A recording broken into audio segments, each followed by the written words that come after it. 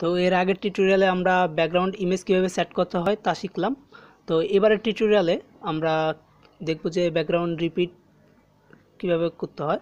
তো আমরা দেখুন, আমরা যদি আমাদের HTML ফাইলটা ওপেন করি তাহলে দেখতে পারবো আমাদের যে ব্যাকগ্রাউন্ডটি সেট করেছি ব্যাকগ্রাউন্ডটি চলে এসেছে এবং এটি একটির পর একটি রিপিট হয়েছে। একটি ইমেজ বারবার রিপিট হয়ে গিয়েছে যেহেতু ইমেজটি ছোট সেই কারণে। তো এবার দেখুন আমরা কি করতে পারি।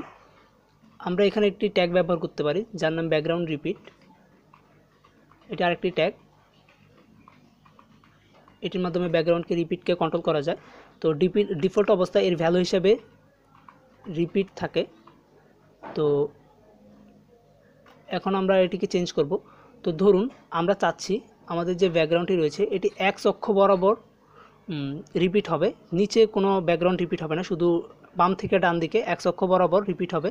তাই আমাদের কি করতে হবে দেখুন, আমাদের লিখতে হবে রিপিট হাইফেন দিয়ে একটি এক্স লিখতে হবে। তো রিপিট হাইফেন এক্স মানে এক্স অক্ষ বরাবর আমরা এটিকে রিপিট করতে চাচ্ছি। তারপর যদি আমরা সেভ দেওয়ার পর আমরা যদি এটিকে রিলোড দিই, দেখুন এটি এক্স অক্ষ বরাবর রিপিট হয়েছে, নিচেরগুলো চলে গিয়েছে, শুধু এটিকে এক্স অক্ষ বরাবরই রিপিট করবে। এবার আমরা যদি চাই এটিকে নিচে বরাবর রিপিট করতে, উপর থেকে নিচে মানে ওয়াই অক্ষ বরাবর রিপিট করতে, তাহলে আমরা এটিকে কী করব দেখুন, শুধু আমরা এক্সের জায়গায় আমাদের লিখতে হবে ওয়াই মানে রিপিট ওয়াই মানে রিপিট ওয়াই অক্ষ বরাবর। তো এখন যদি আমরা রিপিট ওয়াই অক্ষ বরাবর করে আমরা যদি HTML ফাইলটিকে রিলোড দিই, দেখুন এটি ওয়াই অক্ষ বরাবর রিপিট হয়েছে।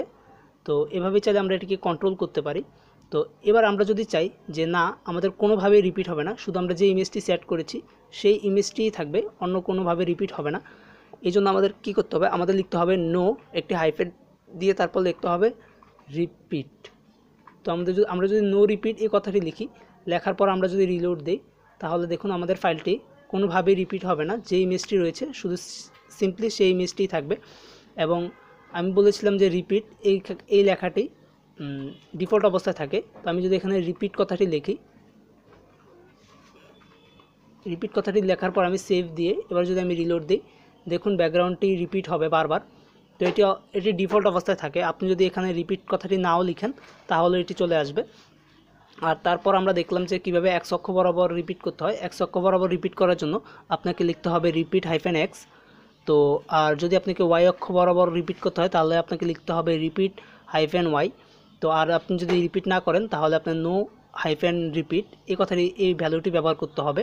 তো আর এর প্রপার্টি হিসেবে আমাদের ব্যবহার করতে হবে ব্যাকগ্রাউন্ড রিপিট। তো এটি ছিল ব্যাকগ্রাউন্ড রিপিটের কাজ। তো ব্যাকগ্রাউন্ড রিপিটের মাধ্যমে আমরা এভাবেই চাইলে আমাদের ব্যাকগ্রাউন্ডটিকে রিপিট করতে পারি।